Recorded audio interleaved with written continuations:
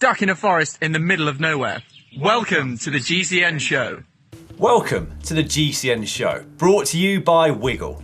Coming up this week, do cobbles belong in the Tour de France, or are they simply too dangerous? We also take a look at the world's smallest power meter, the world's most aerodynamic bike. We look at 2 world record attempts, 3 world hour record attempts, and a zipless jersey. We better crack on.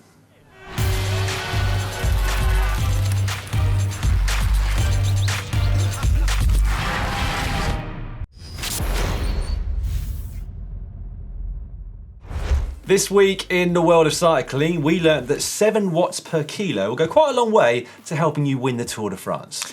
Yeah, this is the power that Alberto Contador reportedly produced for a 20-minute test before winning the Tour de France, whilst weighing just 62 kilograms. Yeah, 458 watts, which is absolutely bonkers. Moving on, this week we also learnt that whilst Ollie here does have a PhD in chemistry, he really struggles to pronounce Angliru.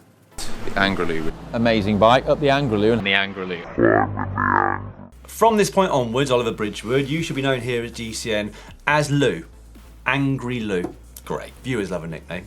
Finally this week in the world of cycling, we learnt that cobblestones at Grand Tours create chaos and carnage, excitement, emotion, pain, drama, blood, sweat, and indeed tears. Stage 9 of this year's race was 156.5 kilometres to Roubaix, and as such, it included 15 sectors of cobblestones that totaled 21.7 k's.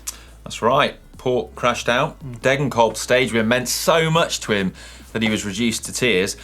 Roman Bardet suffered about 1 million mechanicals, and every GC rider seemingly had to perform a manic chase back on after crashing or being held up by a crash. They did, but after the dust quite literally settled after that stage, there wasn't that much change in the overall classification. Rigoberto Urán was the big loser of the GC favourites, his team unable to chase him back on after he was caught in a crash himself. And so this week we are debating whether or not cobblestones deserve a place at a race like the Tour de France.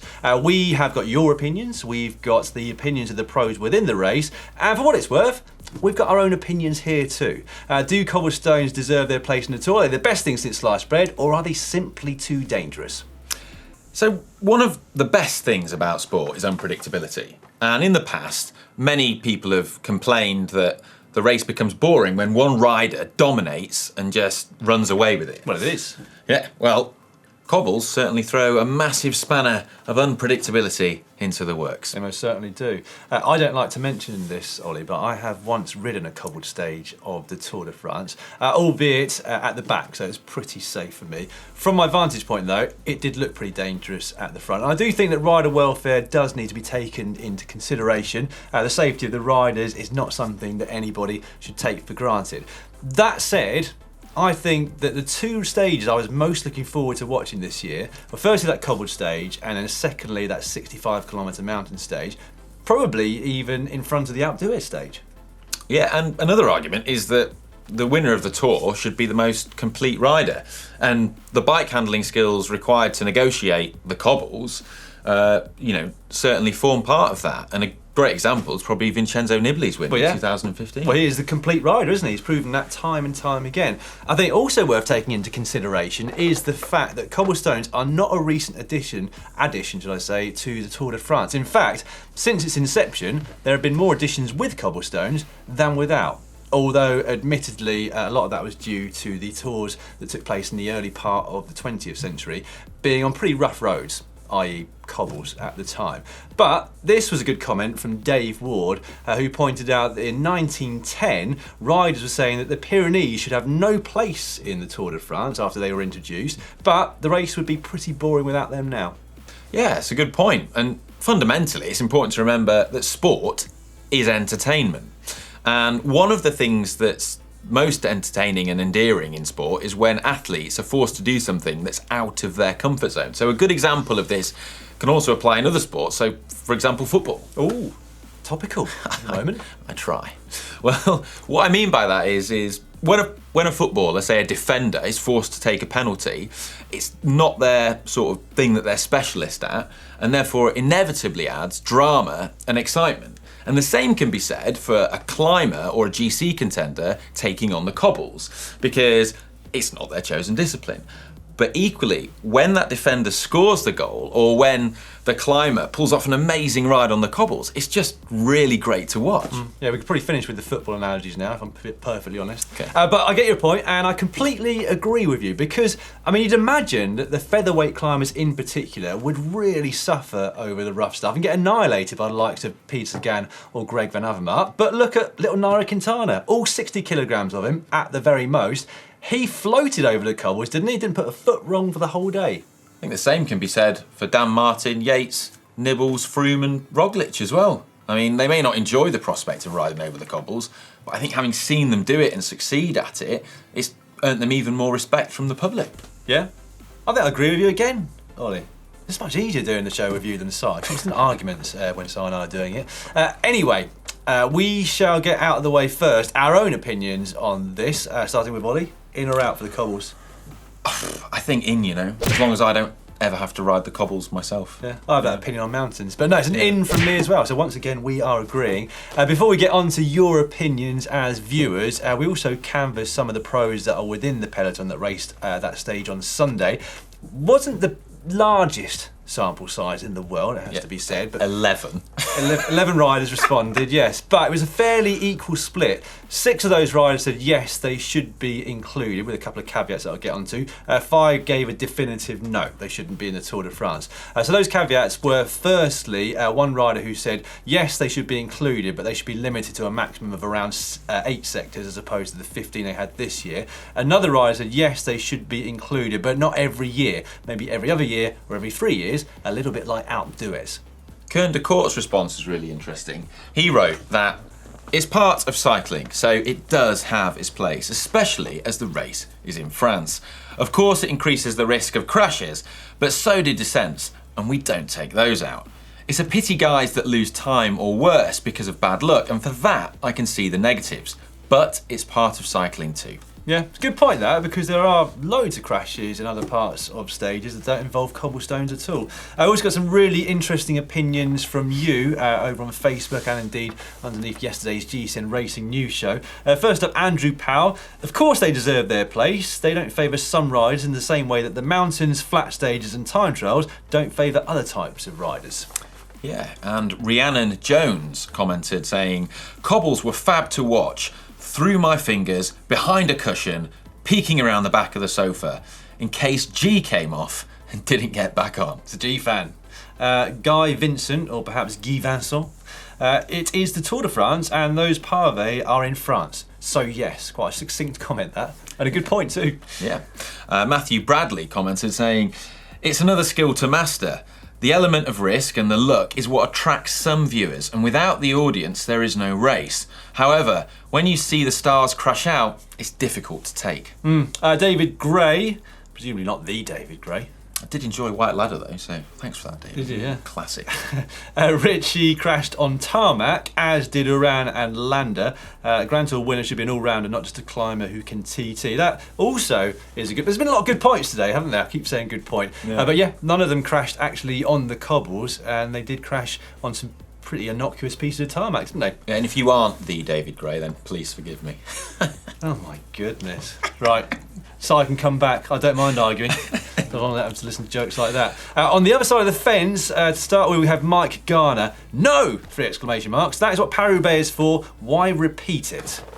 Yeah, and Chris Hall says, love cobbles, but not in Le Tour. Too much nervous racing, and a top contender always seems to get taken out by someone. It turns the race into a lottery and a bit of a circus. And finally, Andrew Probst. Great to see the cobbles, but maybe they were too much for a Grand Tour. Yesterday nearly wiped out all the GC contenders. Nearly being the significant word there, because actually only one went home. That was before the cobbles even started. As ever, we would love to get your opinions on this, even though we have done so already on our Facebook poll, etc. Maybe, though, this time you can use some soccer analogies, just like Ollie. Or Yeah.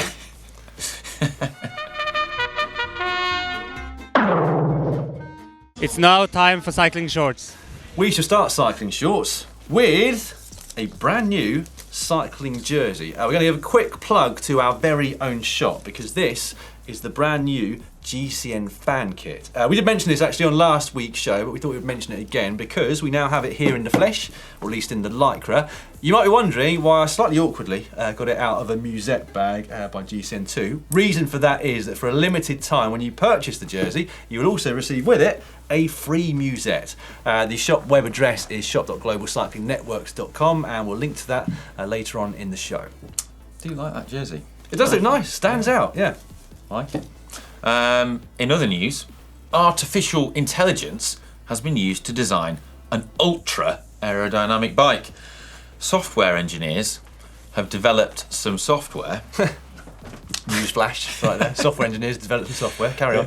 Which can you can input some user-defined specifications into it, and in doing so, it will come up with the most optimal aerodynamic shape for a bicycle. And they've used it to develop a bike which they hope will be able to break the land speed record for human-powered vehicles at the Battle Mountain event in Nevada later on in the year. Doesn't look that much like a bike, does it? I'm not sure that would pass UTR regulations. That record that they're trying to beat, though, was in 2009. It's 132 kilometres per hour. 33, which is 82 miles per hour. Since it stood so long, I wish them the best of luck. Would love to see them smash that.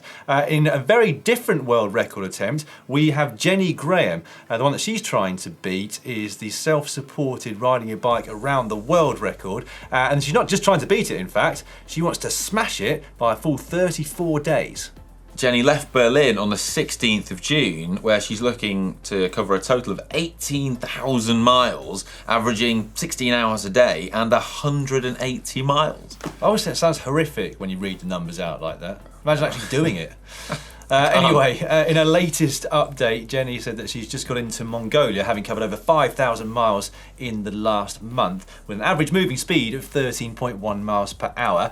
She's just about on schedule. She did come into some difficulties while she was riding down the Trans-Siberian Highway and had to change from a daytime schedule to a nighttime one because, scary this, apparently she's been quite regularly almost run off the road by the trucks going down that highway, which is really not good at all. Thankfully though, she is now managing to claw back some time, having got a little bit behind schedule. Yeah, amazing stuff. All the best, Jenny. Now, it's not uncommon for members of the public to take selfies with pro riders, but this one we saw this week, this is the best one we have ever seen. So Francois Coty took this picture in Ottawa, and it is an absolute masterclass in timing. Yeah, he's got like a double selfie there, hasn't he? He's got one where you've got the full sideways picture of Rusty Woods, who even tweeted him back saying, nice to be able to check out my own position. And then one right next to his arm. Really great, I did enjoy that. Okay, well, it's time now to bring back GCN's Cycling Celebrity Tenuous Link. Got that completely the wrong way around.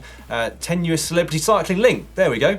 This time it is the tennis legend Rafa Nadal, who's got 17 Grand Slam titles to his name. What's the best way to go shopping when you're at Wimbledon?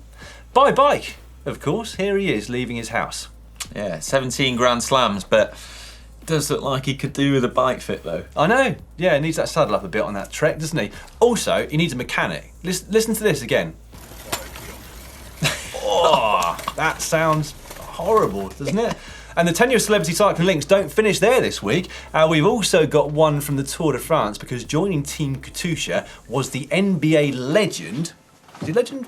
NBA player Tony Parker, who, despite how his name sounds, is actually French. Here's some pictures of him going out on the ride with that team. It's now time for the GCN Wiggle of Fortune. And I shall explain the ins and outs of it to you all, as this is your first GCN show.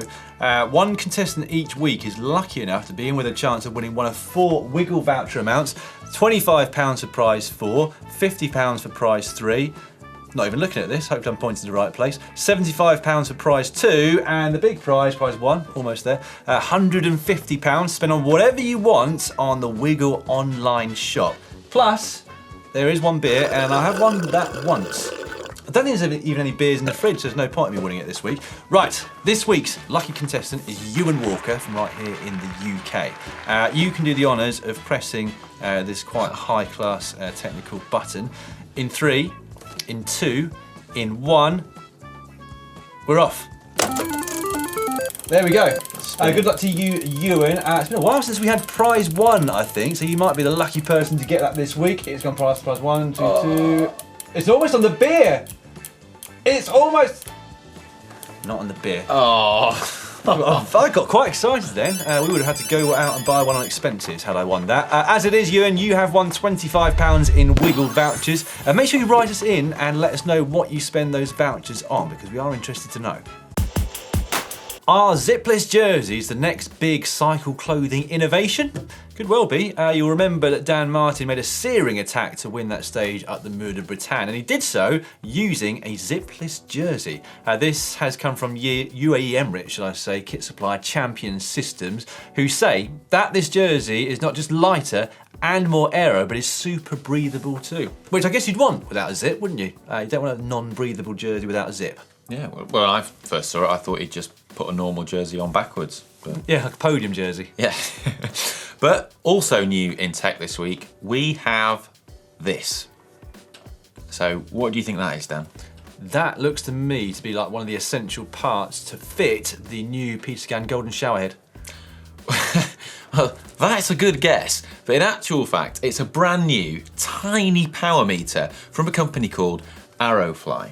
Now, this tiny new power meter actually fits on to your valve on your wheel. Like a valve cap? Yeah, it's like a valve cap, and it can fit onto Schrader or Presta valves, and it works by way of a little pitot tube that's inside it, and also an accelerometer. So it can measure your cadence and your speed, and then software can be used to analyse this data and come up with a power reading. And apparently, the makers claim that it's accurate to plus or minus 2%, and it weighs just 10 grams. Wow, that is light. I'd be mightily impressed if they did actually manage to make that accurate to plus or minus 2%. But if they do, it also means it's great value because it will retail for $269. Right, another new piece of kit in the news this week, in the tech news, is that BMC have released a brand new time trial bike. It's basically an updated version of their Team Machine time trial bike, but this one is disc brake equipped. The previous version was centre pull rim brakes. Yeah, and by having disc brakes, there's actually a slight aerodynamic penalty for that. So it's really interesting on this bike to see how BMC have minimised that by creating special shapes and covers around the disc brake on the fork and also on the chainstay as well to minimise drag. Looks slick, doesn't it, that BMC Team Machine? Sticking with new bikes for a few more moments, I've no doubt you've watched the video already, but if you haven't, Ollie here recently unboxed the brand new Roubaix Orca Aero disc, and it's got to be said, that is one sexy beast of a bike, isn't it? Right there? It is. And incredible news is that one unbelievably lucky winner will get one. I can't believe it. What an incredible prize that is. Well, yeah, I mean, it's not just an Roubaix Orca Aero disc, it's also one with a custom paint job designed by the winner. Yeah. I mean, it's got to be probably the greatest prize ever given away by anyone in the universe. To be fair, I'm looking at it because it's down here, by the way. I really like the paint job that it came with. Yeah, it looks lovely. It's awesome. So to be in with a chance to enter, simply watch the video and follow the link that's at the bottom in the description. And best of luck to you all. But right now, it's time to give away, announce the winners of the Raptor Smart Glasses. Yeah, we have got 2 winners of the Raptor Smart Glasses. They being, quick drum roll, Paul Mullin from here in the UK and Nick Dorman in Australia. It might be that we've already been in touch with you, I'm not completely sure, but if we haven't, we will do so soon and we'll get those straight out to you. Racing news now, and we shall start with the news that 3 riders are set to make an attempt on the world hour record later this year, and interestingly, all 3 of them have chosen the exact same venue at altitude in Mexico. Yeah, Danish rider Mads Stoff Madsen and Dutch rider Dion Berkeboom are going to be good. Yeah, give you the Danish one. are going to be attempting to better Bradley Wiggins' record of 54.52 kilometres, while the Italian Vittoria Bussi is going to try and beat Evelyn Stevens' record of 47.98. But why are they all doing it at altitude, we hear you ask? Science alert. So, riding at altitude has some significant benefits and also some negatives too. Now, the main one is to do with air density. At altitude, air density is much lower and can typically be around 0.9 kilograms per meters cubed. Now, when air density is this low, that has a significant benefit to aerodynamic drag. So, for example, it's directly proportional, so that if you have 10% lower air density, that means 10% less aerodynamic drag. I'm looking at you like I know what you're talking about. But anyway, that reduced air density does apparently also mean that you can only produce, you can produce less power output in terms of your aerobic sustainable power when you're at that altitude. But the boffins over at Aerodynamic Specialist Watch Shop have actually done some calculations on this in the past, and what they worked out is that Wiggins would have ridden a whopping 57.16 kilometers in that hour had he done it at the Aguascalientes Bicentenary Velodrome in Mexico, which is 1,887 meters above sea level. And of course, being boffins, they've also taken into account that reduction in the capacity to produce aerobic power at altitude. I just can't get over your pronunciation of the velodrome in Mexico there. I'm not going to attempt it myself. No, well, with Spanish, just go quick. Yeah. Get out of the way, you're pretty much spot on. Aguascalientes. But interestingly, Dowsett has previously stated that if he were to attempt the record again to try and better Wiggins, then he would prefer to do it at sea level so that he's on a level playing field with Wiggins. But it does beg the question that if the record does get beaten at altitude, will that see Dowsett head into altitude to level the playing field once again? I guess he would do, wouldn't he? Because that would be the level playing field then. Moving on to the Tour de France briefly now, and a snippet of news that came from there last week. Apparently, Strava has been quite influential on the Tour de France route, or at least the first week, and in particular, those stages that took place in Brittany and Normandy. The route master, Thierry Gouvenou, an ex-pro himself, said that he was scouring Strava for the most popular climbing segments in that region, and therefore could piece together a really nice route full of some of the best climbing in the area. Bet the segment leaders weren't too happy about that. No, I expect a few people lost their KOMs last week, didn't they, in Brittany? Yeah. This week also saw the announcement of a brand new women's World Tour team for 2019. The long-standing Trek Segafredo team has announced that there's going to be a women's team called Trek Factory Racing next year. And it looks like they've already signed some star riders. They most certainly have. Already announced our former world champion Lizzie Deignan. She will resume training in December after giving birth to her first child. They've also got former world time trial champion Ellen van Dijk and the Wiggle High Five duo of Elisa Longo Borghini and Audrey Cordon-Rago. That's right. The UCI is going to have a new categorisation for women's teams, and those in the top tier, the World Tour, will have to meet the minimum wage requirement, although it's yet to be decided what that minimum wage is going to be. Good news nonetheless. I'd be interested to hear what that minimum wage will be. More good news on the men's side of the sport for BMC Racing, I'm sure a huge relief. And it appears they will continue as a team because CCC, who've already got their own Pro Continental squad, will be the main headline sponsor of BMC Racing starting in 2019. Unclear at the moment how much of it is a merger, a bit like David Brent there, and how much it'll be just the main sponsor jumping ship and sponsoring almost a brand new team. But what is confirmed is that Greg Van Avermaet has re-signed a new contract, and so he'll be their headline rider. Yeah. One of them. I think the biggest question though is, will they be called BMC CCC? I see CCC what you did there, Ollie. Time now for Hack / bodge of the week. Complete amateur at this, but got it right first time. PhDs for you. First up from the _ Ben CR on Twitter. Spotted this at the Bristol Grand Prix. Winter bike. Tandem. Yeah, well, it's certainly going to keep you warm, isn't it? Yes. Hack or bodge? Got to be a bodge, that, isn't it? Yeah, it's a bodge. Looks rad, though. Just thought of that. What's next? Max Silifant has given this: when you have no water for your next ride. I mean, those two 2-litre water bottles taped on. Yeah, I mean, whenever there's tape involved, it's a bodge, isn't it? Definite bodge, Max. Sorry about that. Here we have one on Instagram from Ruthenberg. I punctured on a gravel ride and realised I'd left my tyre levers at home, so quick release came in handy. That's quite a novel idea. It is. Yeah. I could imagine quick releases being designed in the future with that on. Yeah, plastic ones that don't ruin your inner tubes. Yeah, I'm going hack. hack for you? Next up, we have Galen Kaler on Instagram. Used an old clincher race tyre as a quick protector for your fancy track tubular when travelling. Well, you could get some wheel bags. Well, you I'm sure it does the job. Yeah. I'm sure it does the job. I think that's a hack. Yeah. I'm going to go hack with Okay, that. I'll go along with you, Ollie.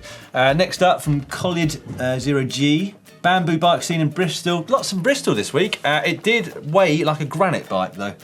Homemade bamboo bicycle. I'd say that's got to be a hack, isn't it? Making your own bike. Yeah.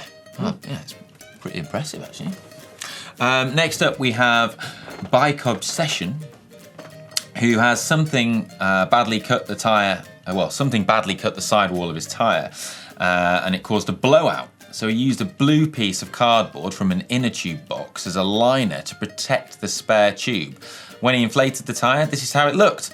Almost custom looking, even matches my paint scheme. Yeah, it's an oldie, but it's a goodie. Yeah. Lots of things will work, whether it's the cardboard from your inner tube or Gel a packet.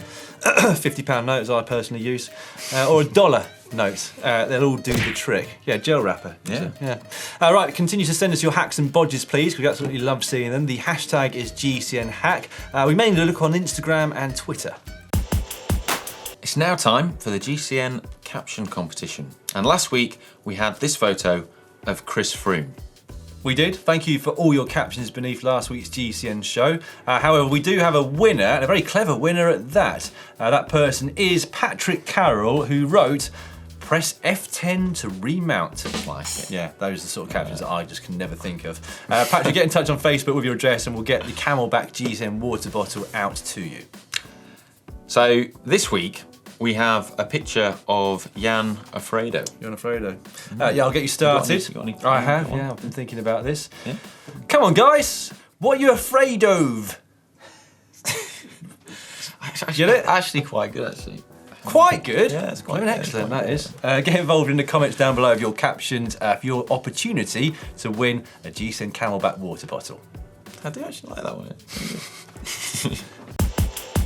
Quick update on what's coming up on GCN over the next 7 days, starting with Wednesday. Then we will have 5 essential skills to help make you more pro. And on Thursday, we've got 7 ways that you are slowing yourself down. I think I did promise that last week, in fact, but hopefully it will be up this time around.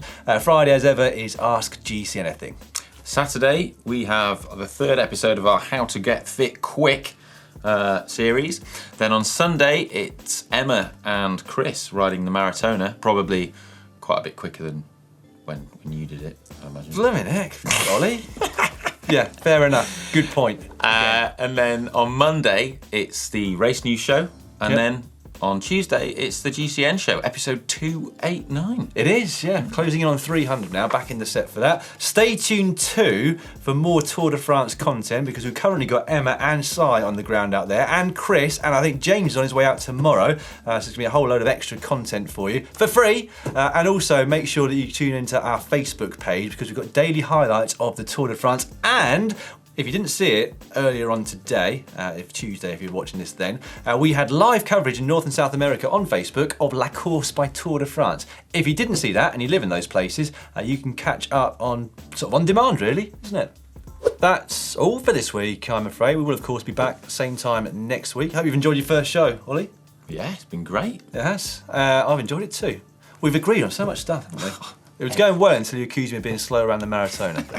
But, right. If you haven't yet seen Ollie's unboxing of that fabulous Roubaix Orca Aero disc, I thoroughly recommend watching that now. You can find a link to it just down here. And make sure you visit the shop too for all your July merchandise and indeed that new fan team kit. The Roubaix is just lying down here. Right, John is going to pass it to me.